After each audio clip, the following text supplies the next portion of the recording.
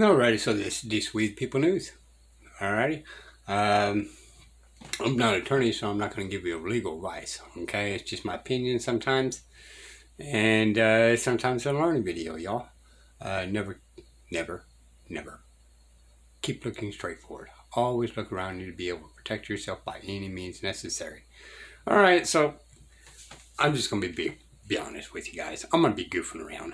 Okay, for the next 4 videos, this is just a kind of goof off thing.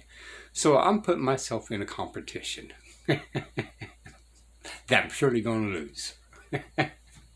uh, However, I'm just having fun tonight.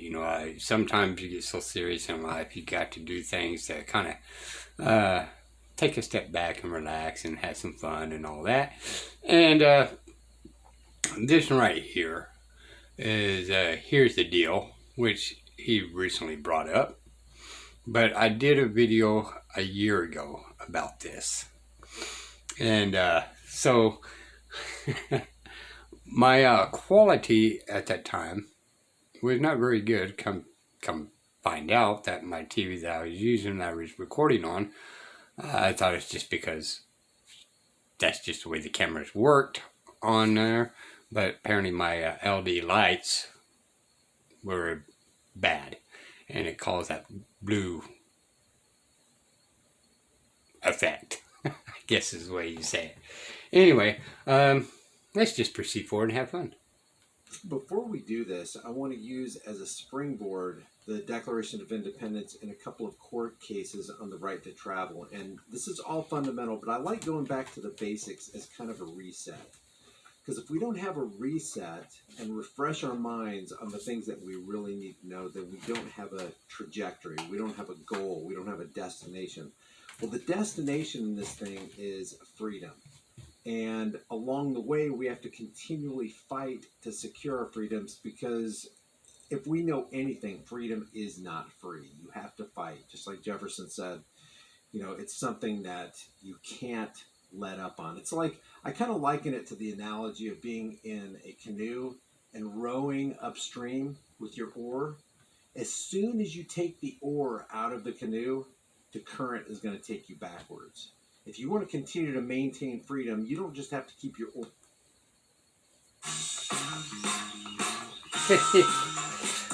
Of course, why not? It cannot be simple, can it? Your oar in the water. You have to keep exerting energy and effort. The price of freedom will always have a price, and that price is always going to be eternal vigilance. And that's going to take a lot of, a thought process. It's going to have to take not setting aside knowledge, not setting aside the basics, constantly hammering the basics. I like what Samuel Adams said. No people will tamely surrender their liberties, nor can any be easily subdued when knowledge is diffused and virtue is preserved. But if you lose those, you're dead. You don't even have to be attacked by an external invader, because the internal invader, which is you, already did the job. So back to the Declaration of Independence, we hold these truths to be self-evident. What truths? That all men are created equal, that they are endowed by their Creator with certain unalienable rights, that among these are life, liberty, property, and the pursuit of happiness. I think the original document had property in it. The next thing I wanted to go over, just 3 real quick court cases: Adams versus City of Pocatello. The right to operate, right here, up here on the top. The right, not the privilege, the right to operate a motor vehicle and automobile upon the public street and highways is not a mere privilege, says Adams versus City of Pocatello. It is a right of liberty, the life, liberty, pursuit of happiness, the enjoyment of which is protected by the guarantees of the federal and state constitutions. Chicago coach case: no state government entity has the power to allow or deny passage on the highways, byways, or waterways, transporting his vehicles and personal property for either recreation or business. They even include business in there, which would be commerce. And there's a different law for that. We're not going to go into it. But by being subject only to the local regulations, i.e. safety, caution, traffic lights, speed limits, etc. And then it says, travel is not a privilege requiring licensing, vehicle registration, or forced insurances. Wingfield versus Fielder right here. Last one. Then we'll get into the video.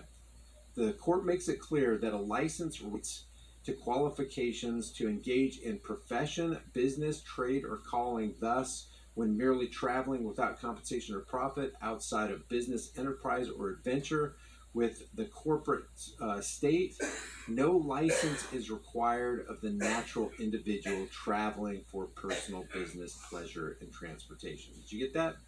No license, according to Wingfield versus Fielder, 1972, no license is required of the natural individual traveling for personal business, pleasure, and transportation. I want to give a shout out to Trent over there at Freedom from Government for making me aware of this video right here.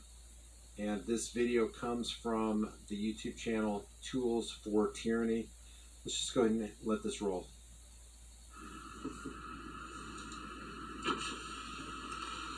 Yes, sir. What, sir? And with the Texas Highway Patrol, now you're still thinking your speed was confirmed over the speed limit back there. Let's see your license and your insurance, please. So you're saying I violated some sort of transportation code? Yes, sir. Speeding. Okay. I need to see your driver's license and your insurance, please, and we can talk. Okay. Well, I'm letting you know that I'm not here in a commercial capacity. Okay. I'm not carrying people for a fee, Mm-hmm. and I'm not carrying any cargo for a fee. Okay. I'm actually just traveling. Right. So those laws are actually for commercial reasons, not for personal reasons, not for... Okay, sir. I see your driver's license. And that harkens back to Wingfield versus Fielder right here. No license is required of the natural individual traveling for personal business, pleasure, and transportation. Why? Because it's not driving, transporting your vehicle down the public roadways is not a privilege requiring licensing, vehicle registration, or forced insurances. I love the wording of Chicago Coach right there. And proof of insurance for the vehicle, okay? Okay. I don't... There's not a crime that's been committed, so... Yes, sir. The speed limit here is 65, and your Right, speed those- was confirmed over the speed limit. Okay. You're traveling on a public roadway. Okay. Again, that is... make sure we're recording this. That is for... There you go. That is for a commercial vehicle. I'm not a commercial vehicle. Those Okay. speed limits are set for commercial vehicles. Okay. Yeah. Am I free to go? No, you're not free to go. Okay. I need to see your driver's Am I license. under arrest? Technically, this is an arrest. You are not being Okay. placed under arrest and going to jail. Okay. If this Sir, is a custodial, sir, this is a listen. custodial arrest, right? Okay. What department are you with? Texas Department of Public Safety. Okay. What's Texas your name? Highway Patrol. What's your name? I'm Trooper Taylor. Trooper Taylor. Yes, sir. Trooper Taylor. Yes, sir. Okay. Am I under arrest? Is this a custodial arrest? Yes. Okay. Can you go ahead and read me my Miranda rights, please? My Miranda warnings. You said I'm under arrest. And that totally threw the cop off. This is a little unique in that I've never heard anybody say, look, if this is a custodial arrest, I need you, officer, to read me my Miranda rights. Go ahead and do that. Very interesting take. Okay, that's the law. Is that now I want you to give me my Miranda warnings. For what reason? Because you said I'm under arrest. A traffic. Like I said, it's a traffic arrest. It's a traffic stop. Okay. Okay. The law doesn't differentiate whether it's traffic or murder. Okay. If I'm under arrest, then you are required to give me my Miranda rights. Go ahead and give me my Miranda.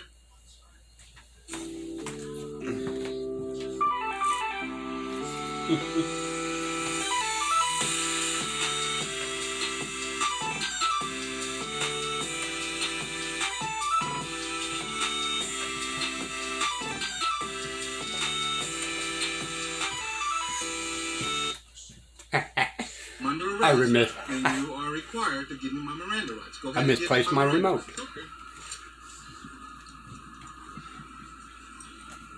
That totally took this cop off of his game, set him back on his heels, because I bet you anything, whatever his career, whatever years his career spanned, he's probably never encountered this kind of request before. Very interesting.